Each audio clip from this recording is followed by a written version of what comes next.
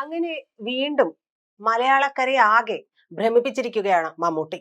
ദേശീയ പുരസ്കാര നിറവിൽ ഭ്രമയുഗവും എത്തി. ഒരു സിനിമ, ഒരു മാളിക, മൂന്ന് കഥാപാത്രങ്ങൾ. പക്ഷേ ആ മൂന്ന് കഥാപാത്രങ്ങളിലൂടെ ഒരു കാലഘട്ടത്തിനെയും മനുഷ്യന്റെ അധികാര മോഹത്തിനെയും അടിമത്തത്തെയും തിന്മയുടെ ശാശ്വത സ്വഭാവത്തെയും കുറിച്ചെല്ലാം ഒരു സിനിമ പറഞ്ഞു വെക്കുന്നു. ആ സിനിമയായിരുന്നു ഭ്രമയുഗം. ഇപ്പോൾ ദേശീയ ചലച്ചിത്ര പുരസ്കാര വേദിയിലും ചിത്രം തിളങ്ങുമ്പോൾ വീണ്ടും ചർച്ചകളുടെ കേന്ദ്ര ബിന്ദുവായിട്ട് മാറുന്നത് നമ്മുടെ സ്വന്തം മമ്മൂക്ക തന്നെയാണ്. കാരണം ഇതൊരു വെറുമൊരു സിനിമയുടെ വിജയം മാത്രമായിട്ട് നമുക്ക് കാണാൻ കഴിയില്ല. ഒരു സൂപ്പർ താരം വീണ്ടും സ്വയം പുനർനിർവചിച്ച ഒരു കഥ കൂടിയാണിത്. എന്തുകൊണ്ടാണ് ഭ്രമയുഗം ഇത്രയും പ്രത്യേകമായി മാറുന്നത്, ഇത്രയും സവിശേഷമായിട്ട് മാറുന്നത്?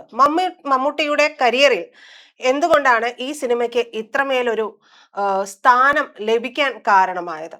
മലയാള സിനിമയിൽ ഒരുപാട് ഹൊറർ സിനിമകളൊക്കെ ഇറങ്ങിയിട്ടുണ്ട്. പലതും നമ്മളെല്ലാവരും കണ്ടിട്ടുള്ളതുമാണ്. ഭൂതങ്ങളും പ്രേതങ്ങളും മന്ത്രവാദവും പ്രതികാരവും എന്ന് വേണ്ട ഇതെല്ലാം കുത്തി നിറച്ച രീതിയിൽ തന്നെ സിനിമകൾ പലതും ഇറങ്ങിയിട്ടുണ്ട്. പക്ഷേ ഭ്രമയുഗം ആ കൂട്ടത്തിൽ പെടുന്ന ഒരു സിനിമയേ അല്ല. രാഹുൽ സദാശിവൻ ഒരുക്കിയ ആ ചിത്രം ആദ്യം തന്നെ വേറിട്ട് നിൽക്കുന്നത് അതിന്റെ അവതരണത്തിലാണ്. അത് തന്നെയാണ് നമ്മൾക്ക് അതിൽ കിട്ടിയ ഒരു ഹുക്ക് എന്ന് പറയുന്നതും. ഇന്നത്തെ ഡിജിറ്റൽ കാലത്ത് നമുക്കറിയാം നിറങ്ങളുടെ ഒരു ആഘോഷമാണ് സിനിമ എന്ന് പറയുന്നത്. എന്നാൽ ഭ്രമയുഗം അങ്ങനെ ആയിരുന്നു അല്ല. ഭ്രമയുഗം എത്തിയത് പൂർണ്ണമായിട്ടും ബ്ലാക്ക് ആൻഡ് വൈറ്റിൽ തന്നെയായിരുന്നു. അതൊരു സ്റ്റൈൽ തീരുമാനം മാത്രമായിരുന്നില്ല. ആ സിനിമയുടെ ആത്മാവ് തന്നെയായിരുന്നു ബ്ലാക്ക് ആൻഡ് വൈറ്റിൽ പൂർണ്ണമായും എടുക്കുക എന്നുള്ളത്. ഓരോ ഫ്രെയിമും ഭയത്തിന്റെ നിറവും ഒക്കെ പകർത്തിക്കൊണ്ടാണ് ആ സിനിമ മുന്നോട്ട് പോയിരിക്കുന്നത്. ഓരോ നിമിഷവും നമ്മളെ ആകാംക്ഷയുടെ മുൾമുനയിൽ എത്തിച്ച ഒരു സിനിമ. പ്രകാശവും ഇരുട്ടും തമ്മിലുള്ള ഒരു പോരാട്ടം തന്നെ കഥയുടെ ഭാഗമായിട്ട് മാറുകയും ചെയ്യുന്നുണ്ട്. ഈ കഥകളുടെ മധ്യത്തിൽ എത്തുന്നത് ഒരു മാളികയാണ്. നമ്മുടെ മനസ്സിൽ നിന്നൊന്നും ആ മാളിക മാഞ്ഞു പോയിട്ടുമില്ല. അവിടെ ജീവിക്കുന്നത് കൊടുമൺ പോറ്റിയാണ്. ഈ കൊടുമൺ പോറ്റിയാണ് ഇപ്പോൾ മമ്മൂക്കയെ ഈ ഒരു നിറവിൽ എത്തിച്ചിരിക്കുന്നതും. മമ്മൂട്ടി അവതരിപ്പിച്ച കഥാപാത്രം ആരുടെയും മനസ്സ് നിറയ്ക്കുന്നതുമാണ്, ഭയം തോന്നിപ്പിക്കുന്നതുമാണ്. ആദ്യ കാഴ്ചയിൽ അയാൾ ഒരു സാധാരണ നാടുവാഴിയെ പോലെയാണ്. സമ്പത്തുണ്ട്, അധികാരമുണ്ട്, അയാളെ സേവിക്കുന്ന ആളുകളുണ്ട്. പക്ഷേ കഥ മുന്നോട്ട് പോകുമ്പോൾ മനസ്സിലാകും അയാൾ ഒരു സാധാരണ മനുഷ്യനല്ല, അധികാരത്തിന്റെ മുഖമാണ്. മറ്റുള്ളവരെ നിയന്ത്രിക്കാനുള്ള മനുഷ്യന്റെ അടങ്ങാത്ത മോഹത്തിന്റെ ഒരു പ്രതീകം കൂടിയായിട്ട് പോറ്റി മാറുകയാണ്. അവിടെയാണ് മമ്മൂട്ടി നമ്മളെ അത്ഭുതപ്പെടുത്തി കളഞ്ഞത്. കാരണം ഈ കഥാപാത്രത്തിന് വലിയ ഡയലോഗുകളൊന്നുമില്ല, മാസ് ഫൈറ്റുകളില്ല, മാത്രമല്ല വലിയ ഹീറോയിസം കാണിക്കുന്ന രീതികളൊന്നും ഇതിലില്ല. പക്ഷെ ഒരു നോട്ടം കൊണ്ട് പോലും പ്രേക്ഷകരെ മുഴുവനും അസ്വസ്ഥരാക്കാൻ മമ്മൂട്ടിക്ക് കഴിഞ്ഞു എന്നുള്ളിടത്താണ് അദ്ദേഹത്തിന്റെ വിജയം. ഒരു പുഞ്ചിരി, ഒരു നിശബ്ദത, ഒരു നടത്തം, ഇനി അതും അത്രമാത്രം സത്യത്തിൽ മതിയായിരുന്നു കൊടുമൺ പോറ്റി എന്ന കഥാപാത്രം മനസ്സിലേക്ക് കയറാനായിട്ട്. സിനിമ കണ്ടവർക്ക് നന്നായിട്ട് അറിയാം, ഈ കഥയിൽ ഏറ്റവും കൂടുതൽ ചർച്ച ചെയ്യപ്പെട്ടത് ചാത്തനാണ്. അദൃശ്യമായിട്ടുള്ള ശക്തിയാണ് ചാത്തൻ, അടിമയായി കഴിയുന്ന ഒരു ശക്തി. പക്ഷേ ഒരു ചോദ്യം സിനിമ അവസാനിച്ചിട്ടും ബാക്കി നിൽക്കുന്നുണ്ടായിരുന്നു ഓരോരുത്തരുടെയും മനസ്സിൽ.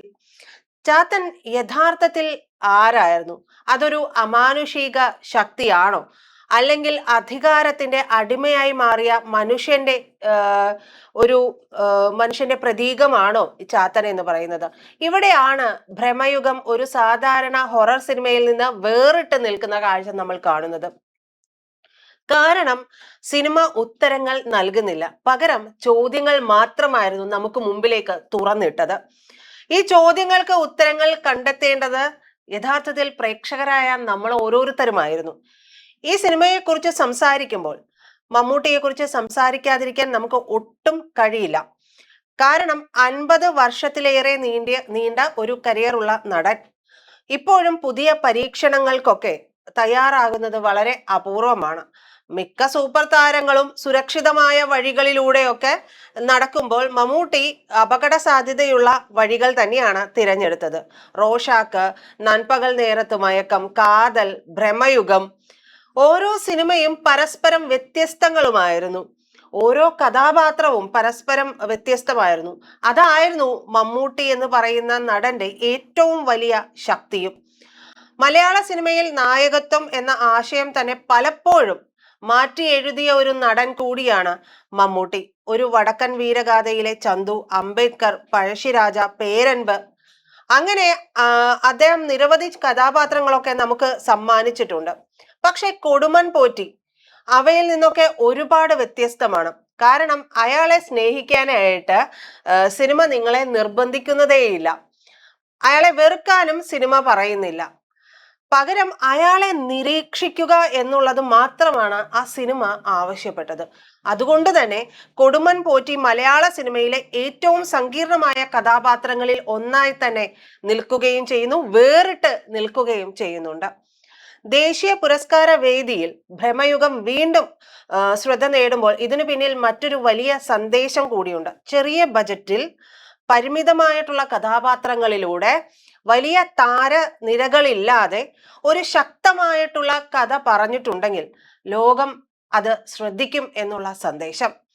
ഇന്ന് ഇന്ത്യൻ സിനിമയിൽ പലരും ആയിരക്കണക്കിന് കോടികളുടെ ബജറ്റിനെ കുറിച്ച് മാത്രമാണ് സംസാരിക്കുന്നത്. പക്ഷേ ഭ്രമയുഗം തെളിയിച്ചത് മറ്റൊന്നാണ്. സിനിമയുടെ ആത്മാവ് അത് കഥയിലാണ് എന്നത് തന്നെയാണ്, അഭിനയത്തിലാണ്, സാങ്കേതിക മികവിലാണ് എന്നുള്ളതൊക്കെയാണ് തെളിയിച്ചത്. ഇവിടെയാണ് മമ്മൂട്ടിയുടെ പ്രസക്തി വീണ്ടും തെളിയുന്നത്. കാരണം അദ്ദേഹത്തിന് ഇന്ന് ഇനിയൊന്നും തെളിയിക്കാനില്ല. 3 ദേശീയ പുരസ്കാരങ്ങൾ, നിരവധി സംസ്ഥാന പുരസ്കാരങ്ങൾ, പത്മശ്രീ, 5 പതിറ്റാണ്ടിന്റെ കരിയർ, ഇതെല്ലാം നേടിയിട്ടും ഇപ്പോഴും അദ്ദേഹം പുതിയ പരീക്ഷണങ്ങൾക്കൊക്കെ തയ്യാറായിട്ട് നമുക്ക് മുമ്പിലേക്ക് അദ്ദേഹം എത്തുകയാണ്. നമ്മൾ ഇരു കൈകളും നീട്ടിക്കൊണ്ട് ആ കഥാപാത്രങ്ങളെ ഏറ്റുവാങ്ങുകയും ചെയ്യുന്നുണ്ട്. അപ്പോ എന്തുകൊണ്ടാണ്, അല്ലെങ്കിൽ യുവതലമുറയിലെ സംവിധായകരും എഴുത്തുകാരും ഒക്കെ ആദ്യം സമീപിക്കുന്നത് മമ്മൂട്ടിയെ എന്നുള്ള ചോദ്യത്തിന് ഉത്തരം ഈ കൊടുമൺ പോറ്റി പോലുള്ള കഥാപാത്രങ്ങൾ കൂടിയാണ്. അവർക്കറിയാം വ്യത്യസ്തമായിട്ടുള്ള ഒരു ആശയം ഉണ്ട് എന്നുണ്ടെങ്കിൽ അതിന് ജീവൻ നൽകാൻ മമ്മൂട്ടി എന്ന നടൻ കഴിയും എന്നുള്ളത്. ഇപ്പോൾ ദേശീയ പുരസ്കാരത്തിന്റെ തിളക്കത്തിൽ വീണ്ടും ചർച്ചയാകുമ്പോൾ സത്യത്തിൽ ഈ ഒരു സിനിമയുടെ ഏറ്റവും വലിയ നേട്ടം എന്ന് പറയുന്നത് പുരസ്കാരങ്ങൾ മാത്രമല്ല, സിനിമ അവസാനിച്ചിട്ടും പ്രേക്ഷകന്റെ മനസ്സിൽ തുടരുന്ന അസ്വസ്ഥതയാണ്, കൊടുമൺ പോറ്റിയുടെ ചിരിയാണ്, ആ മാളികയിലെ ഇരുട്ടാണ്, ചാത്തന്റെ ഇതുവരെയും നമുക്ക് മനസ്സിലാകാത്ത രഹസ്യമാണ്.